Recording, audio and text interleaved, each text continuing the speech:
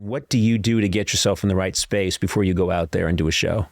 Well, I'm getting older, so it's a lot of, I think it would be the same thing that you would imagine a retired footballer would do if you said you have to play this afternoon. Mm-hmm. A lot of creaking and stretching and asking people to manipulate this and loosen that. And, it's that kind of thing. I've gotten into trouble asking people that. Yeah. Please, could you manipulate this and loosen Please that? manipulate me. Why am I being sued? As the venues become the same as sports, so the preparations do too. Yeah, that makes sense to me. When we were playing in bars, I don't drink, but the rest of the band were drinking.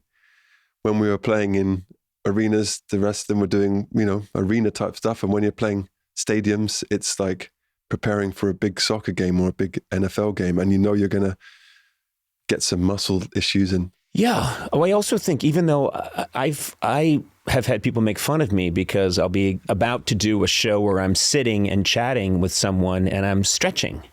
And people say, what are you stretching for? You're not going to in any way do anything slightly athletic. And I say, it's something about preparing. I need to do something for myself that gets me to a slightly elevated I think place. That comes from physical stuff and from uniforms.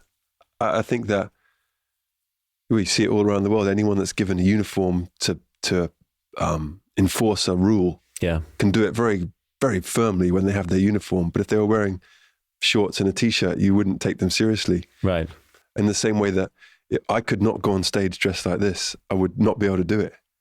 I have to put on my uniform, which looks pretty similar, but I know it's my band uniform. Yeah, that makes sense to me though too, because I've always felt a performance has to be you get to a slightly different place than we're sitting here, I'm wearing jeans, you're wearing sweats, we're chatting. If there was an audience here, I sometimes, even if I'll put on a tie, even if it's not required, I just feel that I need to do something that shows that I'm an ice cream man and I put on my ice cream man uniform. Yeah. Well, this is a cool, I don't know if this is interesting, but it's been on my mind because I got told that I got in trouble for not dressing up enough for the Grammys. Mm-hmm. Although my partner said, you did dress up, you put shoes on. which was A, true, and B, really kind. Uh-huh. But I was thinking about, I am happy to feel like I have to wear an outfit if it helps me perform better, but I don't agree with telling people what they have to wear. Yeah. Maybe that's a hangover from school where you're told you have to wear this, or I need to write a treatise on this, like the sort of clothing rules. Yeah. Well, it seems like it's on my mind, but it's on your mind because, well, first of all, it's the Grammys and it's representing all different kinds of music and free expression. So the idea that you need to dress up for the Grammys, but there's also a thing of, does clothing show respect? And I would never want to show disrespect. So because I love the Grammys, so I was interested. Maybe I was wrong, or maybe we're sort of brainwashed to thinking if you're not wearing a tuxedo, you can't get married, kind of thing. Right. Well, right. Of course you can if you're hot. What if you're an axe murderer and you're dressed correctly?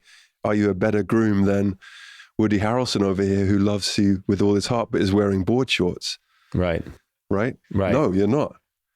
But then I didn't know the answer, and I think Woody is very violent, in my experience. Well, I'm going to give big shout out to Woody Harrelson because he was at a concert of ours one night. He was so kind to my brother when he had no reason to be, that he just became an extra hero in my eyes. Well, that's nice when obviously people are nice to you, but it's so delightful when you find out who someone really is, when you find out later on that they talked for 20 minutes to the person who was installing cable. I don't know. I love that. When people reveal their true kindness through just... well, he did another thing too. It wasn't performative, Something I learned from my dad is that everybody is interesting if you ask them questions. Everybody. And my dad is amazing at that. And he comes out on tour a lot. And he doesn't necessarily know who people are from movies.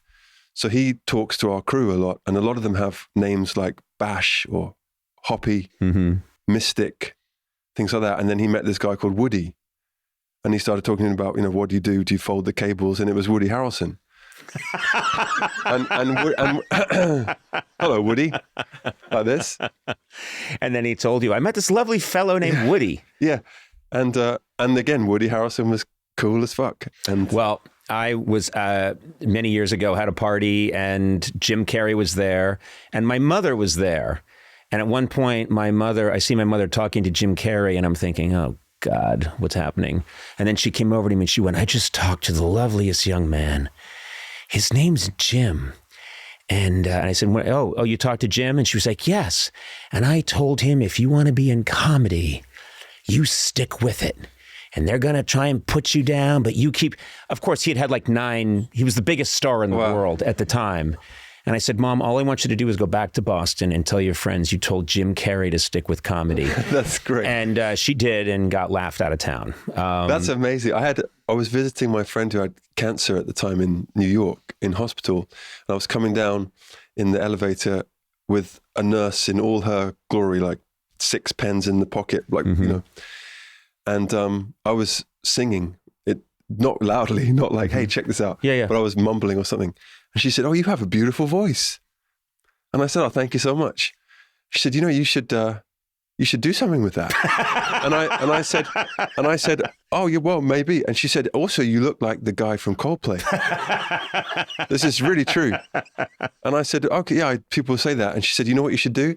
You should call restaurants and say that you're him because you would get really good tables.